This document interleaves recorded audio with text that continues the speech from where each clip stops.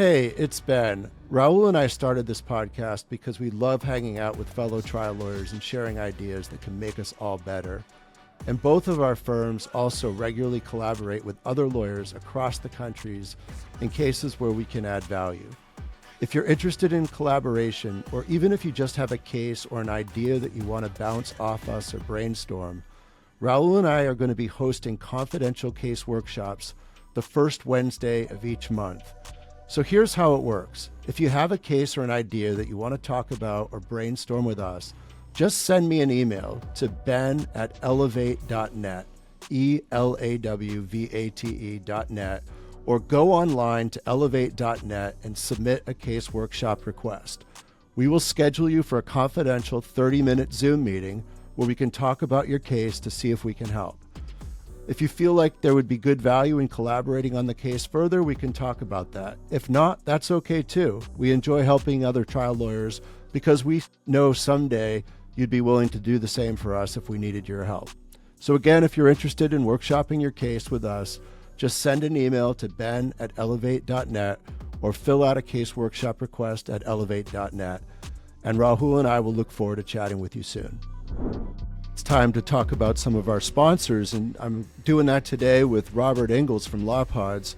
Rahul's out today. He's unfortunately been affected by the wildfires in Los Angeles, and we hope he can be back soon.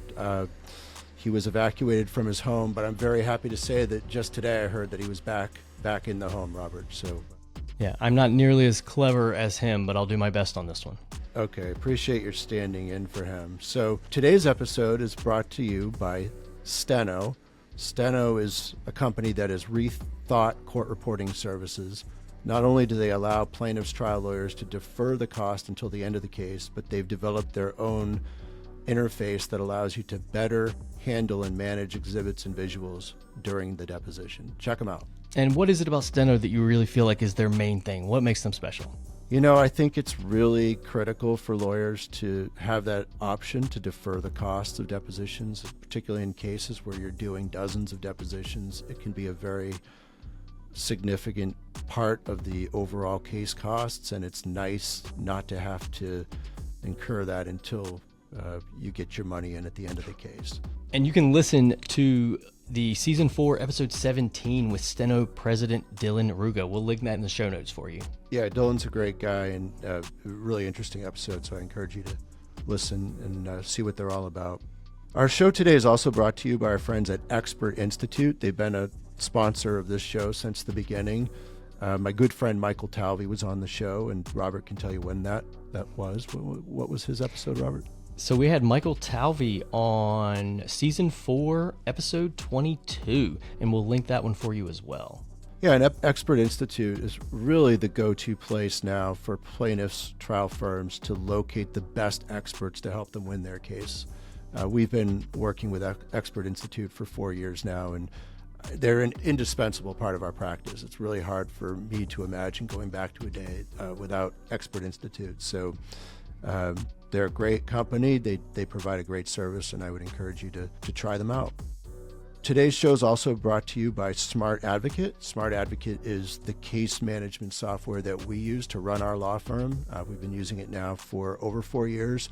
All of our staff and our team love it, and it's done a great job managing a complex docket of cases. Some cases are one-offs. We have cases where we have over 100 clients, so it's pretty versatile and a good program and good people. We also had them on the show, right, Robert? Yeah, I think we may have had them more than once, but I think the most recent episode was with Claude Simpson. It was a bonus episode in Season 3, which will also be linked for you. Our show today is also brought to you by Filevine. Filevine is a brand new sponsor of the show, and Filevine offers a product called Lead Docket, which is probably the best product on the market for managing new case intakes and leads.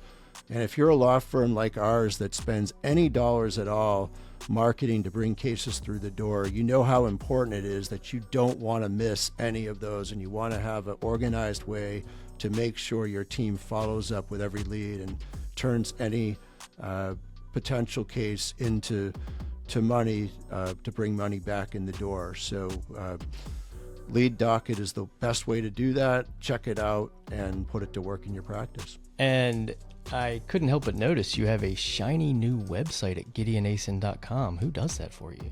So our friends at Hype Legal, Micah and Tyler, we just hired them to redevelop our website. They did a wonderful job. The aesthetics are beautiful. The coding is really slick. They do a great job. It's a real pleasure to work with Micah and Tyler because unlike many of the other digital marketing firms, when you work with them, you deal directly with Micah and Tyler. You're not dealing with some young account executive that doesn't know anything about coding or your business. You're dealing directly with the principals. They're very responsive. And they've got a great eye for aesthetics. So check out our new website if you like it. Give Micah and Tyler a call, and they can do the same great work for you. And I got to say, I'm hearing people say that somewhere around episode 2 of this podcast, it just started sounding a lot more crisp, really good, really professional. What happened there? You know, it's funny you should ask that, Robert. I'm the worst. So we decided finally after 4 seasons of kind of winging it, and we did an okay job, but we thought we could do better and get better sound quality, have a better produced show. So we finally bit the bullet, and we've hired Law Pods to be our official producer. So not only they've been editing the show, but now they're also producing it. So you can thank the better intro, the better outro, and the better sound quality to the great folks at Law Pods. And if you're a lawyer who's interested in putting together a podcast for yourself, I would definitely give them a call. They can help you out. All right, I think that's our ads. Let's get back to the content. Welcome to the Elawvate podcast. I'm Rahul Ravipudi. I'm Ben Gideon. Oh, well, you were telling me before we went on air here that you had 40 family members over for Thanksgiving. I hope that was fun and not too much stress on Smitha. It was awesome. It's become a family tradition that everybody comes over here for Thanksgiving, whether they live in Nashville, Chicago, Pittsburgh, Florida. All my family across the country comes. And sometimes we've got 80 plus people. And this year we had about 45, and it was awesome. It's great to have everybody together. I think I've asked you before, but do you have a signature dish that you make? I deep fried a turkey this year, and I've done that a few years. And every year, just like usual, I go on YouTube, make sure I do it right. But the first thing on my search is how it goes bad.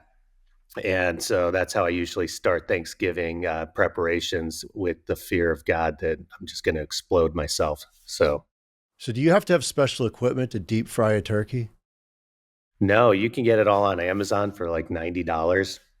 It's just a propane tank with this outdoor stove and then one of those big pots. I use the thing that you can crab boil with, and then I'll stick the turkey in that. But there's a weird thing that almost looks like a coat hanger that connects to turkeys as well. You can use to drop it in. That just doesn't, I don't know.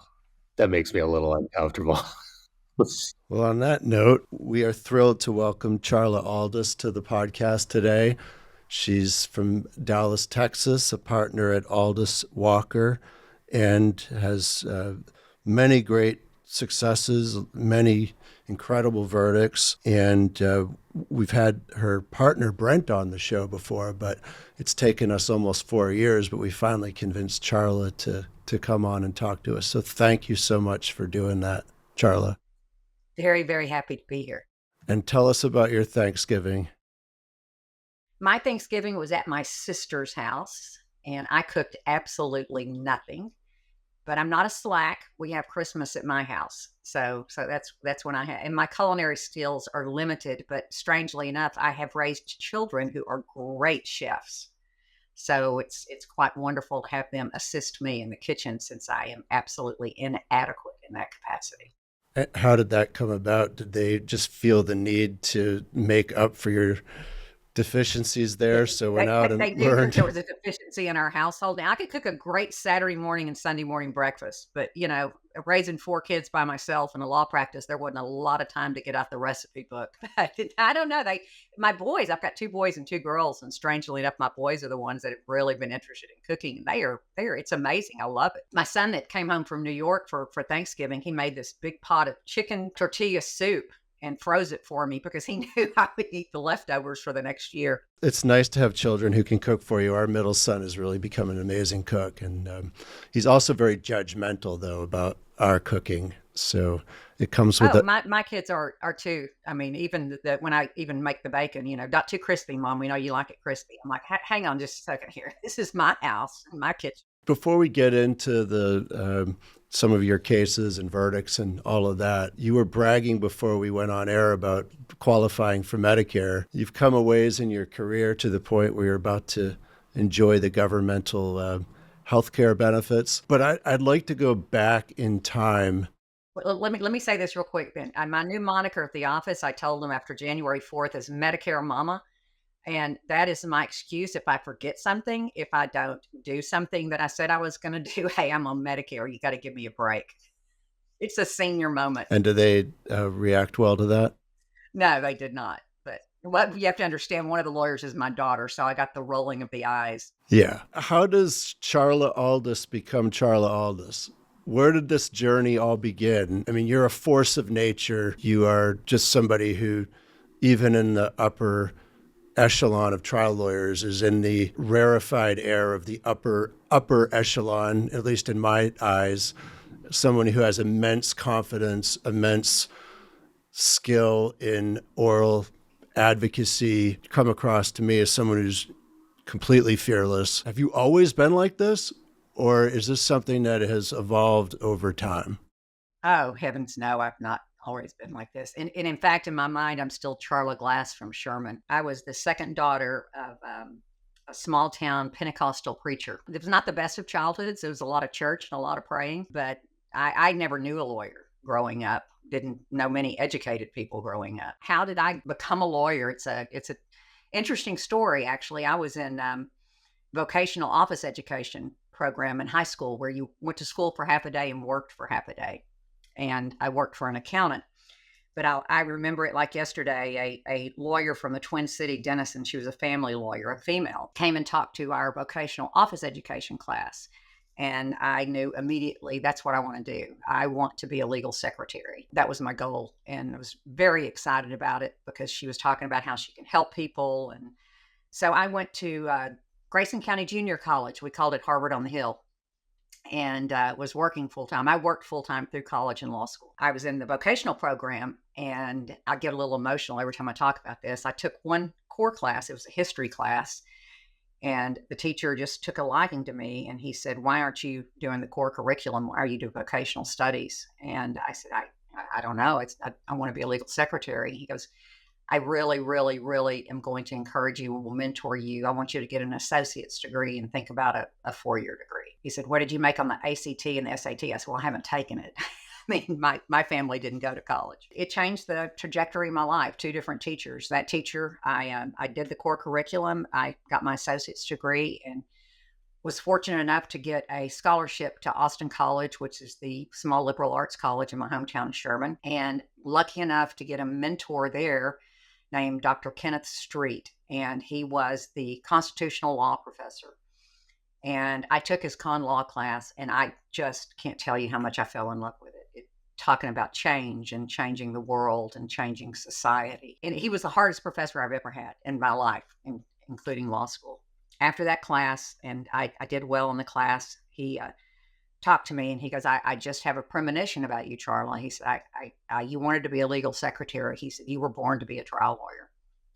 And I was very shy. I was not outgoing or anything. And I said, oh, Dr. Street, you've got to be kidding me. And that man literally helped me fill out applications for law school. I'm getting teary-eyed.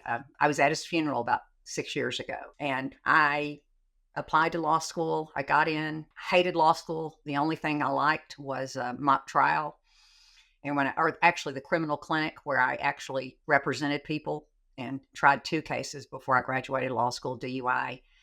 And I'll tell you, Ben and Rahul, when I stepped in the courtroom for the first time, I thought this is where I belong. It was a very, very powerful moment because I'd really never belonged in church.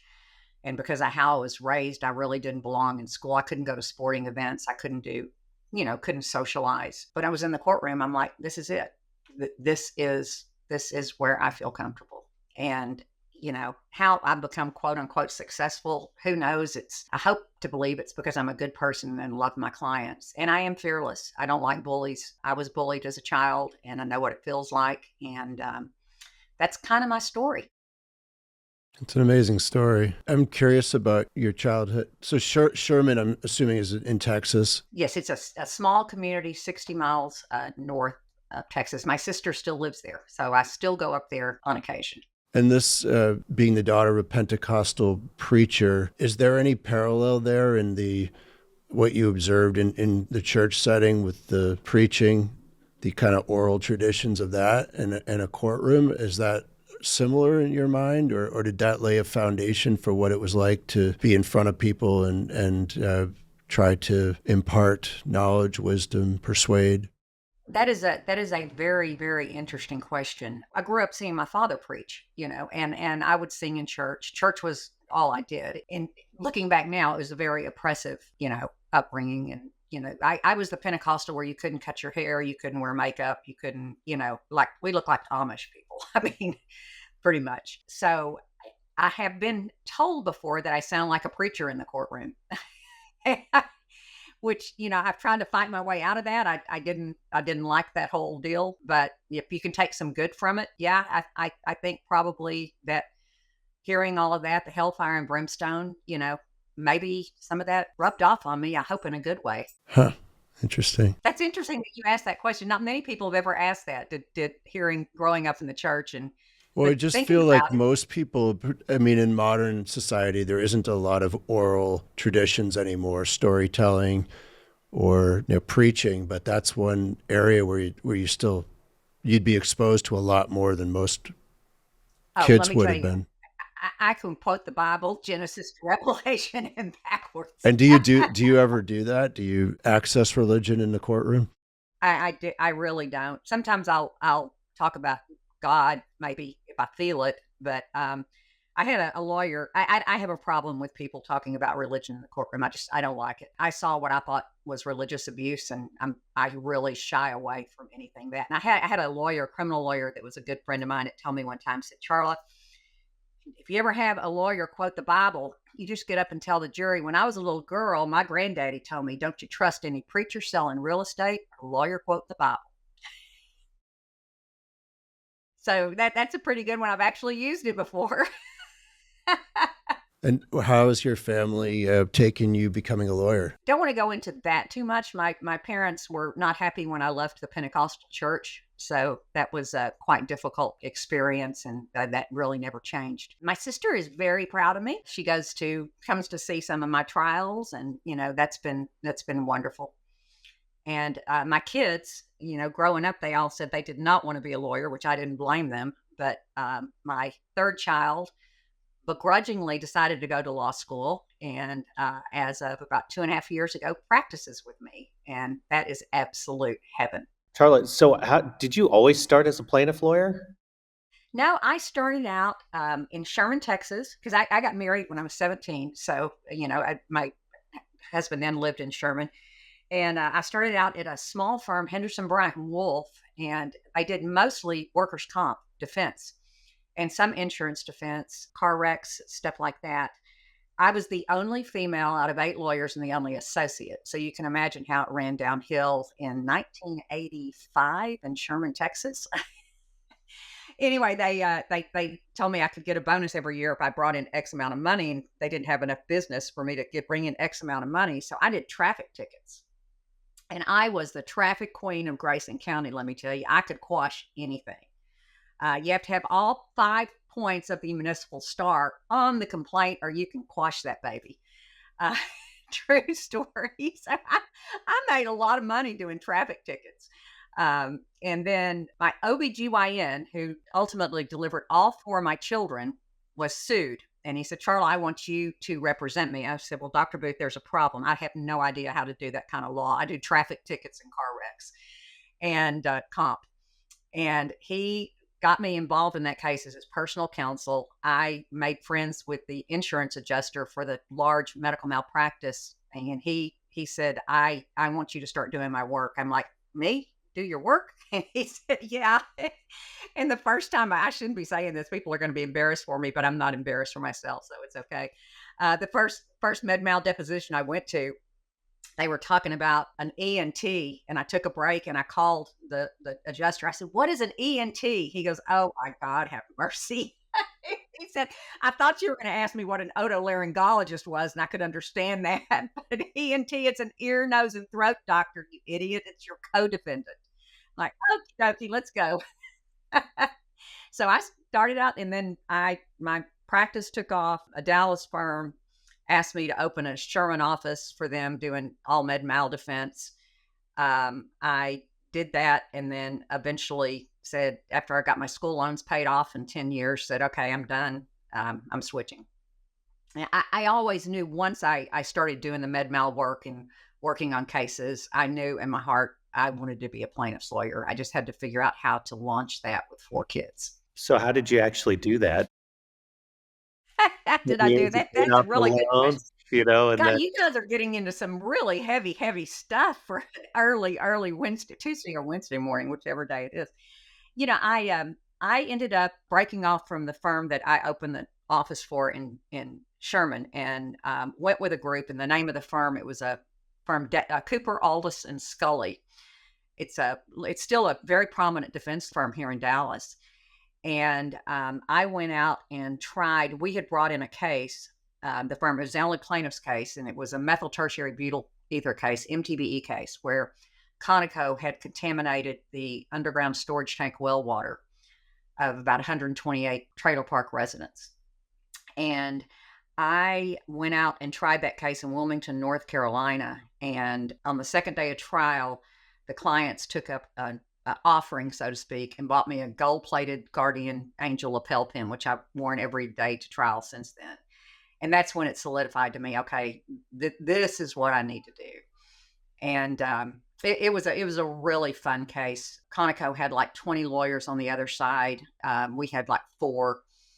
And I did not tell, they offered us nothing to begin with. I didn't tell my team I was going to do this. This is a great memory. They all had seersucker suits on, and, the whole 9 yards, in Wilmington, North Carolina. And by the way, it's water in Wilmington, North Carolina. It's not water. And the judge was a Jimmy Carter appointee. He had a bolo tie on. So I said, okay, he's going to roll with me, I think. And the judge said, okay, Miss Aldous, call your first witness. I said, Your Honor, I call whomever on behalf of Conoco is going to tell this jury if they take responsibility for polluting my client's well water. Well, Conoco lawyers stand up. They're all, the seersuckers going up and down, and they're converging, and they turn. And my team is like, oh, God, what is she doing? And they said, well, Your Honor, could we get a name? I said, Judge, this case has been going on for 4.5 years. I'll take anybody on that side of the courtroom who's going to look at these 12 people and tell them if this company takes responsibility for polluting my client's well water. They converge again, and the jury's looking over there at them like, wait, there's somebody over there that's going to talk? It was really funny. And the judge said, she has a point. Why don't you just put somebody up there? So oh, wow. They put up the vice president. I still can envision this guy, vice president of the East Coast Division. He had a red tie on. I couldn't tell if he was a Gila monster or an iguana, but he was definitely reptilian. And I had him on the stand for 2 days. It was really, really fun, and proved our case through him. After it was over, he said in the Wilmington Daily News he'd rather meet a pit bull with AIDS than lay eyes on me again. Which I said, thank you very much. But anyway, we ended up winning. It was a medical monitoring case. My clients had not been sick yet, but their cats had died. And I firmly believed in the case. The jury gave us everything that we wanted for medical monitoring. They found fraud and gross negligence. And when they were walking out, they didn't know it was a bifurcated trial. They were going to come back in. One of the jurors, Miss Smith, came up to me, and the Conoco lawyers are all watching them. And she goes, Charla, now, honey, can I get your business card? And I said, well, no, Miss Smith, you won't have to wait a while. I still have her letter that she sent me after the trial. Anyway, while I'm rambling a little bit, but while the jury was out deliberating punitive damages, we settled the case for a lot of money. And that's when I thought, okay, this is it. I'm done. I'm done with insurance companies. I want to represent real people. And I never looked back. Wow, that is a great story. it was that brings back so many good memories. I still have this guilt because, I mom of 4 and I was gone, and my kids understand that there were a lot of sacrifices that had to be made. And, as a mom, one thing that I did that just came to my mind, I always put pictures of my clients on the refrigerator door and would tell my kids, okay, I'm not here. This is why, this is who I'm fighting for. And I firmly believe it made them more compassionate and empathetic people. I hope. I mean, you have wonderful children who've grown up to be great humans, so you must have done something well. Right. And they're my greatest accomplishment by far. So in that case, for example, that strategy of turning the tables on Conoco and having them select somebody, I mean, there's only a, 50% chance that's going to work, right? And the judge might have just said, "I'm not." I had a backup plan. Yeah, I had a name. and you didn't know who you were going to get, so presumably it didn't care. matter to you in terms of your strategy. You were going to execute the same strategy no matter who they put up there. Exactly. I was going to try to prove our case through whoever they put up there, and we had the documents. It didn't matter if they knew about the case or didn't know about the case. My goal was really to show the jury we're just seeking the truth. This is not planned. Put us up there, and a little bit. I just want to throw those white boys off just a tiny bit, and it definitely did. They were they didn't know what was going to come out of my mouth next, so they were a little on edge. I feel like you do that. There's a twist like that in almost every case you have, where there's something slightly out of the box that's unexpected that you do. Is that? I think it causes my law partner, Brent, great consternation. He's always sitting there like, oh God, what's coming next? It works for me. I'm comfortable in the courtroom, and I really believe you need to catch the other side off guard. They never need to know where you're coming from. Sometimes, heck, I don't know where I'm coming from. It's a gut feeling, but a lot of it too is you got to get a feel. You got to get a feel for the courtroom, a feel for the jury, and a feel for the judge. In that case, if it had been a uptight, starchy boy as a judge, I probably would not have done that. But I just had a feel that this guy would kick out of it, and he did. But if he'd shut me down and said, stop that, call a witness, I had a name ready to roll. But this was a strategy you came in with, and you were going to do this. It wasn't just something you thought of on the spur of the moment, or was it? Oh, no. I actually think through my crazy thoughts. Unless, if you're in the middle of a cross-examination and you do something kind of crazy, that's a little bit different. But what's a crazy cross-examination oh moment? God, you don't want to know. I don't think. Oh, I definitely do. I'm trying to think of. I did in that case. I almost got in big trouble, but you have to earn the right. You have to earn the right to really get hostile. And I did ask that guy if he had reptiles in his background at one point. And the judge said, okay, Miss Aldous, let's tone it down. The jury thought it was hilarious because he was just an arrogant jerk. But when I said it, I said, Judge, I'm sorry. I did not mean that. Did not mean it.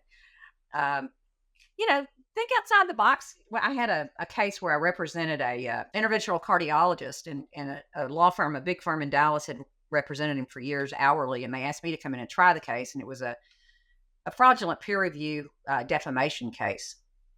And he was really not a nice person, but they did him wrong, and he was a good doctor, and I liked him. We ended up getting a $366 million verdict, and there was only $10,000 in damages in the case. Anyway, he was testifying in federal court, and the defense were just killing him because he was a jerk, and he talked too much. So I stood up and said, Your Honor, I need to object. And the judge said, this is your client. I said, I'm very well aware, but I object. Non-responsive. He needs to answer the question. And the judge said, well, okay, I guess I'll sustain that objection. So I looked at the doctor and I said, answer the question. And the jury thought it was funny. And so the rest of the cross-examination, when he would answer, I'd start easing up and they'd look at him like, ooh, you're about to get in trouble.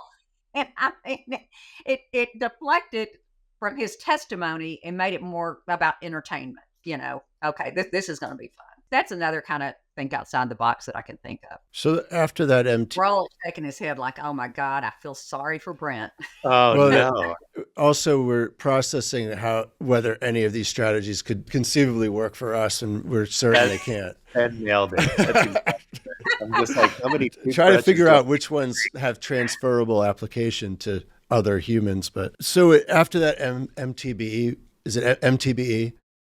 NTBE, yeah. That after that verdict, then that's when you left the defense firm and opened up your own plaintiff shop. Open up my plaintiff shop. I held my nose and jumped off the cliff. Were you by yourself at that time, or did you? I was, and I was a single mom of 4 kids. It was a scary, scary thing, but it was one of those things. If you have a real conviction in your heart that you're doing the right thing. I just thought, if I don't do it now, I never will. I'd been practicing about 13 years, I think, at that time, and I always thought in my back of mind, I can always get a job.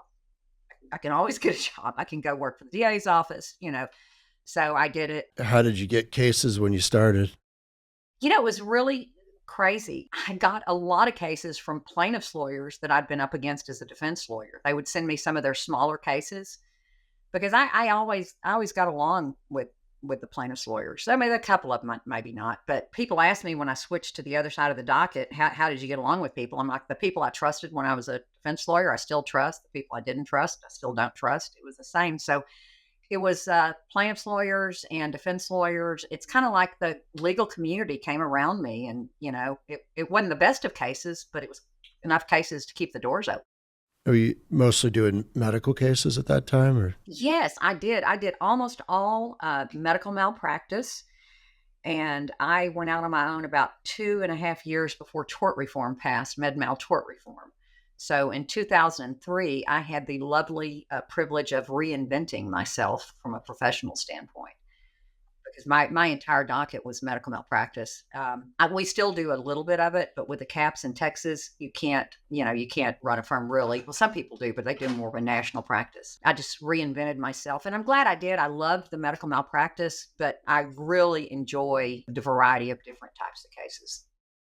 I was going to ask you about the landscape for medical malpractice cases, because I know it's very bad in Texas. There's a very popular podcast and turned into a show called Dr. Death, which I'm sure you're familiar with. I and was listened involved to. in that case. Right, and I knew you had some involvement in that. Is that something you're able to share with our listeners? Yeah, my involvement was fairly limited. Well, Kay would probably say not totally limited. Kay Van Way was the lawyer that headed that up, and a guy, it was horrible. And the cases were getting ready to probably go to trial, and she asked me to come in and be involved in it. And I did. And I remember I went to the mediation. It was a mediation with many, many clients, and it broke my heart. It was like a trail of destruction that was left. Do you want to just give the short background of it for those who aren't familiar with that? Yeah, I've got to search my memory here because I didn't take any of the depositions or anything. It was a doctor, a surgeon here in Dallas, and he practiced at Baylor. We call it BUMC, Baylor University Medical Center, and had a drug and alcohol problem. And they basically were going to kick him off staff. He retained a lawyer, and so they allowed him to leave voluntarily there. And he went and started practicing some of the smaller hospitals around Dallas, and he was on drugs. I mean, he was just doing horrific things. He was a neurosurgeon? Yes. Yeah. Surgeon or neurosurgeon. I can't remember for sure, but I think. But he was like he was a neurosurgeon. Damaging people's spinal cords and leaving them it was paralyzed. Killing people. Well, Kay got me involved because my former partner, it was Cooper Aldous and Scully. It's now Cooper and Scully, and I have cases against them. It's really funny when I have a case. Your name's not still in the title, is it? No, they took my name. They took my name off. Yeah. But they're still friends of mine. One of them, when I call him and ask him a question about a case, he starts stuttering. I said, "You're lying," because when you stutter, I know you're lying, so you don't need to answer that question. I mean, I know him too well. But anyway, John Scully, who's a good friend of mine, he's a partner there, represented Baylor. And so I think Kay brought me in because I had done a lot of med-mal work, and I knew him. And I remember they told me, we will never pay you money for anything that didn't happen within the four walls of Baylor Hospital. And I'm like, that's amazing, because Baylor's walls go to every community hospital that they allowed this guy to be, privileged at.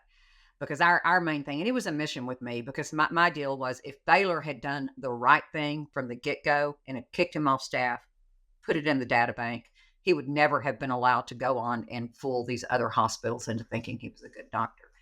So we ended up resolving that case, and Baylor was a big participant in all of that. And my message, I wanted the message in Kay as well, is, hospitals, when it comes to safety, you don't play the game. You don't allow people to tuck their tail and say, okay, I'm going to leave, and give them a glowing review when they're out there harming people. So that was, I've never listened to the Dr. Death podcast. I don't listen to podcasts. I'm going to change that after today. Hopefully you'll listen to ours. I don't listen to myself ever, but I'll listen to y'all's. But I did listen to that. One of my partners had suggested it, and I found it very compelling. But one of the takeaways I had from that was that if there actually had been a functioning civil malpractice system in Texas, this guy probably would have been identified and brought to justice much sooner. But nobody would take any of these cases, and it just went on for a long time without any recourse. So that's absolutely the truth, Ben. And we're still dealing with that in Texas. I mean, people often ask me, why do I still do medical malpractice? Because to be just crass, you can make a lot more money doing other cases. I believe I have to, because there are people that need me. And I have, we take some of the capped cases just if the care is just so egregious that we really want to make a difference. But I still think we have to fight the fight. And hopefully before my daughter retires, the pendulum will swing and we'll have some change in the law here in Texas for medical malpractice cases. It breaks my heart when families come in, and for instance, if a doctor or hospital has malpracticed and it resulted in the death of their child, I have to tell them it's worth $250,000. I mean, that's rough. Even in the med mal cases that we have, we don't have the big stick. We can't effectuate change like we used to. One of the cases that I tried, one of the first med mal cases I tried on the plaintiff side, was for a little girl named Rachel Martin. She was 13. She was born with cerebral palsy, but her parents had lived their life to mainstream her in school, done an amazing job. She was a very small child. She had a condition called subglottic stenosis and went into the hospital to have it fixed, minor surgery, but she had to be consciously sedated for 3 or 4 days. And they basically overdosed her on propofol, Diprovan, the same drug that killed Michael Jackson. And her urine went from tea-colored to coffee-colored to black before they realized something was going on, and she had developed rhabdomyolysis and had multi-organ failure and died. And we tried that case. We got a $268 million verdict. But what was really cool as a result of that case, because we had the big stick, AstraZeneca, the manufacturer of Diprovan, we had them put in their package insert that rhabdomyolysis was an adverse event, could be an adverse reaction to the drug. So I believe that saved lives. And in our settlement of that case, we had the CEO of the hospital come to the parents' house and personally apologize and listen to their feelings. We had the hospital institute. The dad was an engineer. He wanted to be involved, institute a 5-year training program for all the nurses on adverse reactions to drugs. I mean, not only did we get, financial compensation for the family, but really were able to make some changes. Unfortunately, in our medical malpractice cases now, we can't do that as much because you don't have the big stick of the huge damages, which is very unfortunate. Take your playbook to the next level by joining a legal network of all-stars at psrplaybook.com. psrplaybook.com is a free digital legal library created exclusively for plaintiff lawyers by the nationally recognized personal injury law firm of Panish Shea Ravipudi LLP, and features video content showcasing the tactics, strategies, and concepts implemented by some of the industry's most successful trial attorneys. PSRplaybook.com promotes learning, shared knowledge, collaboration, and best practices.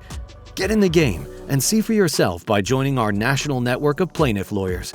Subscribe now at PSRplaybook.com and learn from the best.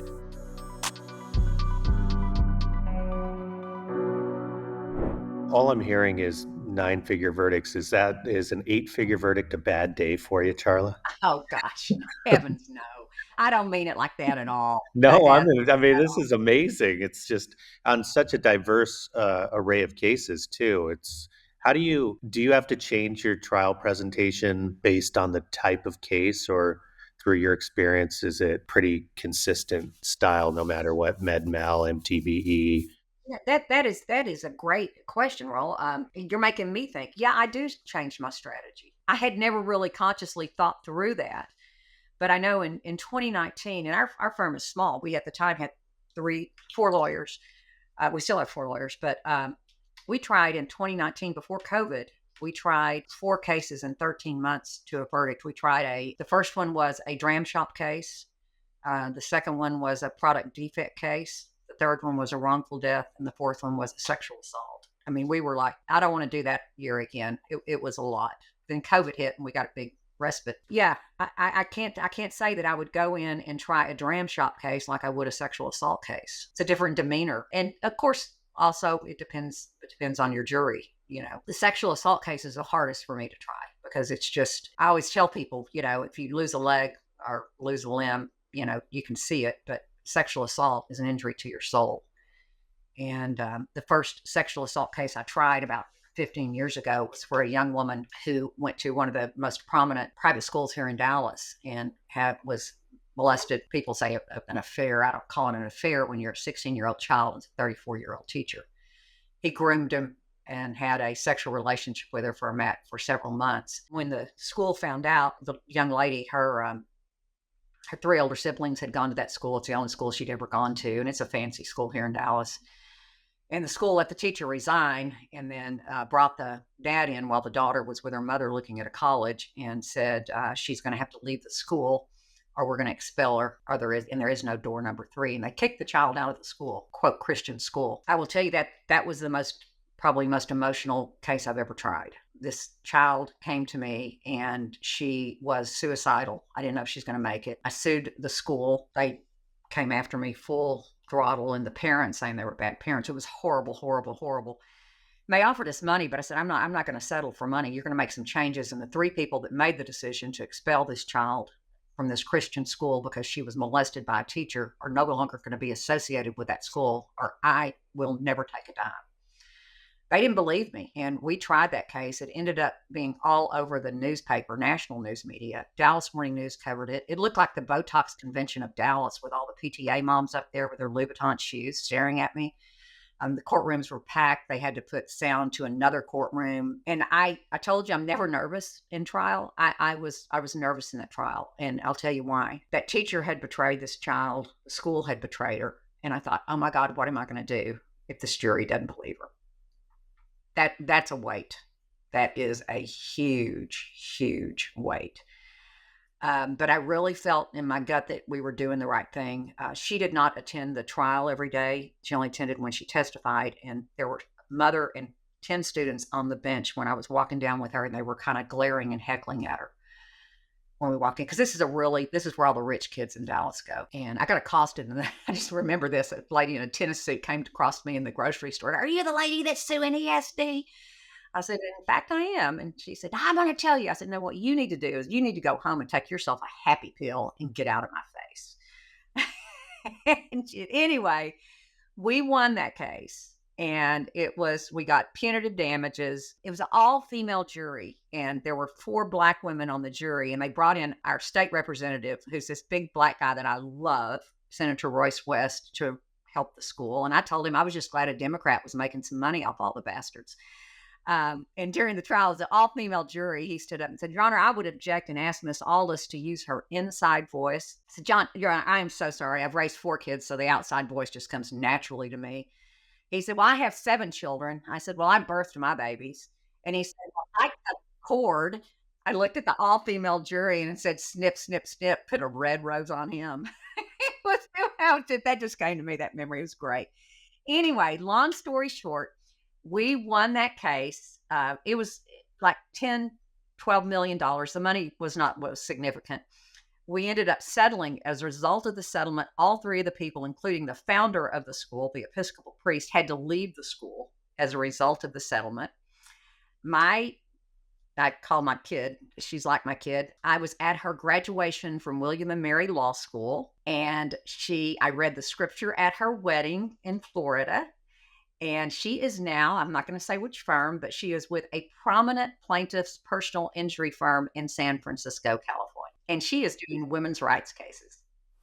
Wow, that's fantastic.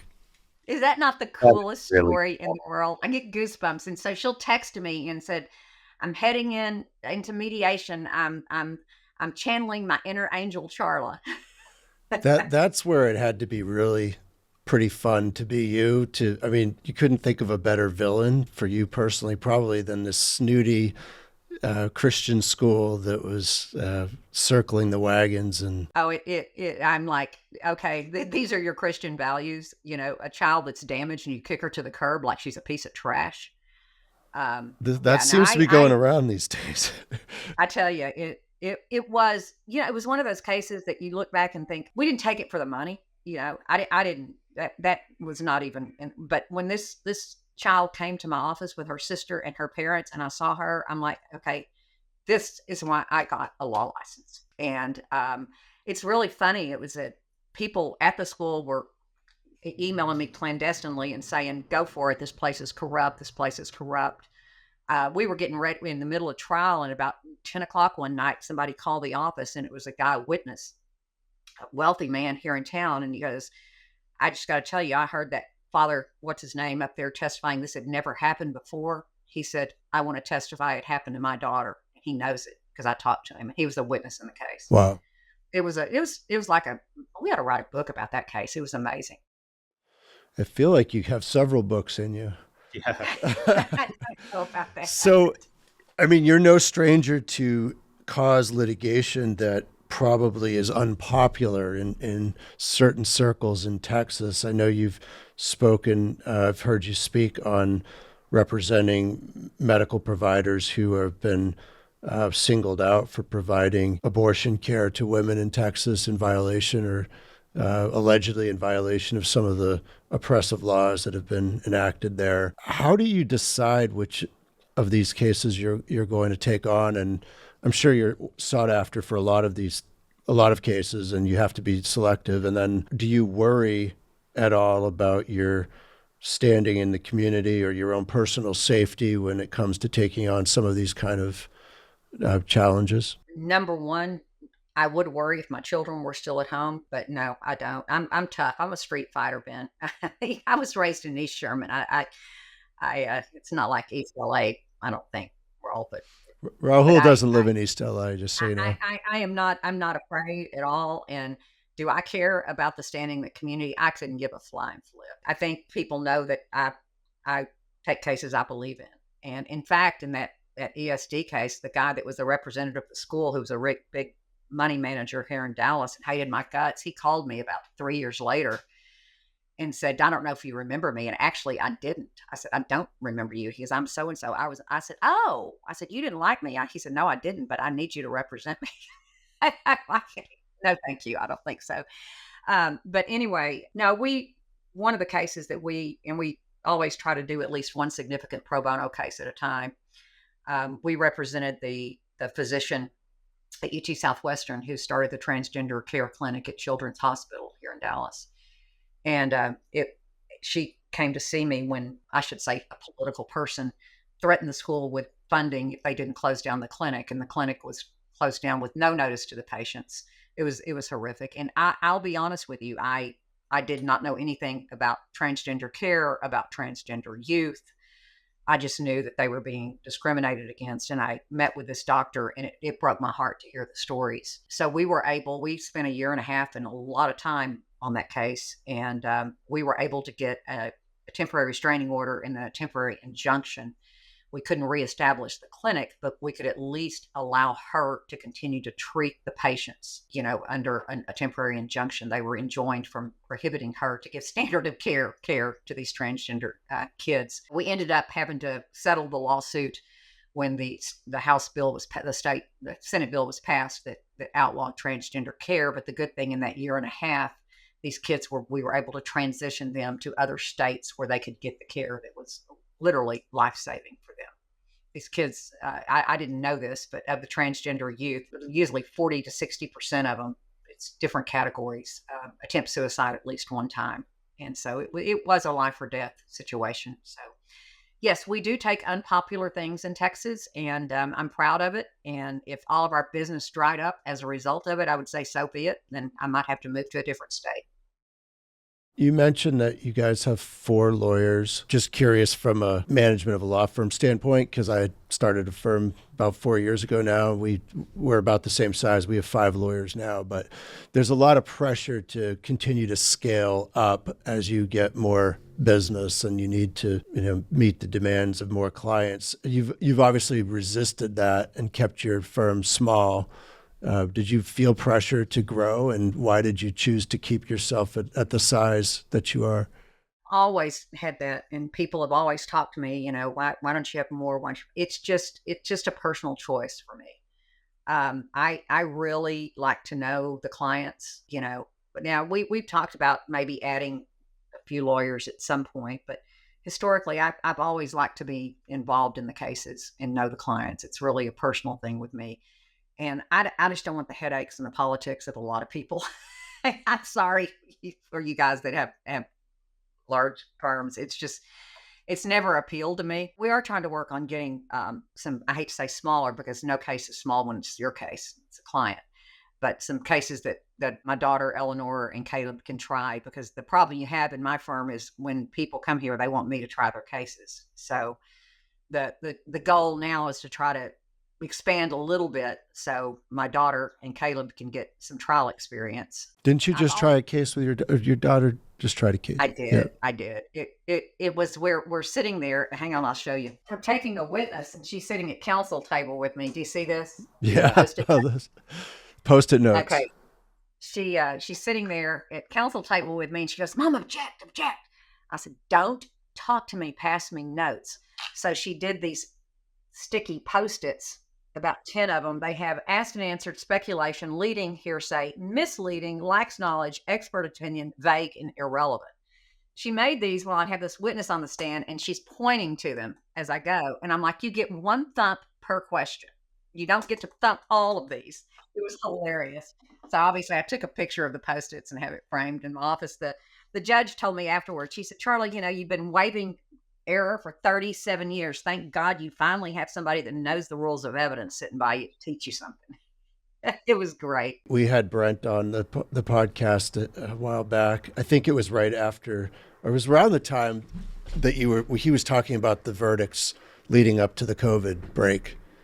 I recall some of those cases, but you guys have had a good partnership. It seems like, Brent is quite an incredible lawyer in his own regard, and you guys have, it seems like, complementary skills and strengths.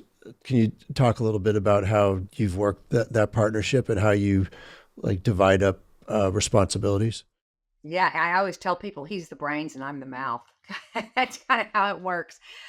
Brent is brilliant. One of the most brilliant lawyers I've ever worked with. It's amazing when we have a case, I'll meet with a client and I come in, I say, "Okay, we got this case, here it is." And he goes, "Well, there's a slight problem." And I said, "What's that?" He said, "We don't have a cause of action." I'm like, "You'll figure it out." and he does.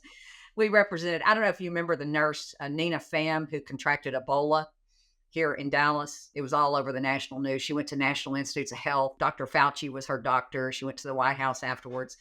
Anyway, her parents contacted me wanting to get her transferred from the hospital where she contracted the virus and transferred to NIH. And they said, "How much is it going to cost us?" I said, "I'm really expensive. It's going to cost you $1." Well, they gave me a $2 bill because that's good luck in their culture. And we got Nina transferred, and then we ended up representing her. And I did go into Brent and I said, we're going to represent Nina Pham. He goes, "It's comp barred. We have no cause of action." I said, "Well, get busy because we're going to represent her."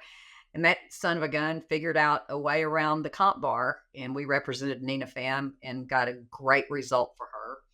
And I always tell clients, no matter what happens at the end of your case, I want something to remember you by. So I have Rachel Martin, the propofol client. Her parents gave me her original birth handprints from when she was born. I have them in a frame. Nina Pham gave us her nursing stethoscope, and it's in a shadow box because she'll never nurse again. So practice nursing again, I should say. Anyway, no, Brent is amazing. He does all the legal work. I consider the law an impediment to the jury. So I just, give me the facts. But it's been a great partnership. We've been together, I think 13 or 14 years now. I was the solo before that. We recently saw Brent out in California, and I was there with my daughter, Josie. And she often says like while she's talking, like this, like that, as all the kids do these days. And Brent severely chastised her for saying that. And ever since, I do it every time she says it. And she's managed to correct her speaking to make it sound better. So I credit Brent with actually imposing some discipline on my daughter that I was unwilling to do myself. That's great. No, he's a great guy. So I have a question because you're fearless, and I live with a lot of nervousness before I start a trial, and then I start to get my sea legs and I get excited. But you've tried cases all over the country, all sorts of different juries, different judges, different opposing counsel, and maybe you've parachuted in a lot of times and you don't even know what you're coming into. Do you have any advice for lawyers on how to navigate, whether it's a lawyer opposing counsel who's just mean to be mean, a judge who's just mean to be mean, you've got a jury which maybe in your gut you feel is biased, or whatever issues you faced with, and you're able to pivot in any situation? What advice would you have to lawyers to either get your nerves in check or be able to navigate different situations? I would say that the first thing that comes to mind is always remember it's not about you, it's about the client. And if you go into a situation, well, I always tell youngers, you got to be authentic. You got to be yourself. If you go into a situation where they're all being jerks, I usually try to kill them with kindness. But let me tell you this, practicing as a woman is very different than practicing as a man. And I've told my daughter that it was not, she talks to me about sexism in our profession. I'm like, honey, you should have been here 37 years ago. I mean, one of the first cases I tried in a small community over east of Dallas, the judge said, "Are you one of those lady lawyers with a chip on your shoulder?" I said, "Well, I don't think so, but I have a feeling you're going to knock it off if I am." He goes, "Got that damn right." That was the world that I practiced in. What I was going to say, Raul, it's not direct answer, but first of all, as a woman, you can't come in gunslinging with a jury or a judge or anybody. It's just off-putting. And I tell women that. As a man, I wouldn't know how you would handle that other than I don't focus on what's going on around me. I focus on what I believe about my case. And I feel like if I have the conviction and I believe and I'm fearless about it and realize it's not about me, it's about the client, then that makes me fearless. When I walk into like with that Conoco case, and I walk in and all these lawyers have been working on this case for 4.5 years, my view is I'm right and you're wrong. And I know I'm right. So it doesn't matter how antagonistic you are or how arrogant you are or how bad the judge is, the truth will prevail. And I firmly believe that. I've had some real sexist judges in my life. Some of them have been so, abusive that at the end, the juries will say, "Why did you pick on her?" But you have to, and also have to, there's a time in which you need to give it back, and I promise you, I can give it back. I mean, it might be in unexpected ways, but I love the challenge of going to new places and with lawyers that I don't know. When I tried that case in Orange County, I had Dana Fox on the other side. My neighbor. Oh yeah, and I ended up being friends. But at first he was pretty arrogant, and and everything. You just kind of have to get to know the people. And when I look at people and they're being really arrogant or being jerks, I think, what is their insecurity that's causing them to be that way? Because usually most of those actions are based upon insecurity. I firmly believe that. And once you kind of realize that and don't take it personal, it's easy to get over it. Did that answer your question just a little bit? It did. It did. You're amazing. Oh, thank you. Yeah. I have 2 4-legged restraining orders in the office with me. I just want y'all to know, and they have not barked one time. Lucy and Loretta, my mutt dogs, come to work with me every day. we're almost to the hour. It's flown by, but I mean, through your career and all the things you've gathered, learned, insights, what big takeaways or advice would you give to, say, your daughter or other young female lawyers or young male lawyers who are kind of just starting out in a career today and trying to aspire to the kind of success you've had? What I would say, if I would tell, and I have had this conversation with my daughter, is always remember it's not about you. It is not about you. It's about the client. And you are the voice for those that but for you would not have a voice. And if you ever lose sight of that fact, you need to go do something else for a living. I firmly, firmly believe that. I believe in what we do.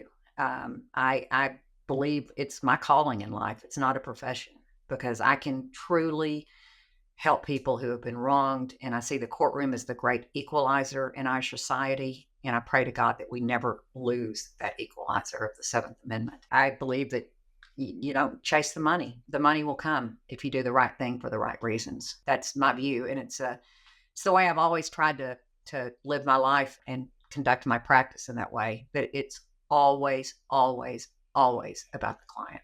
Well, thanks again for agreeing to spend some time with us. I've enjoyed this. I actually have. It's been fun. Thank you, Charla.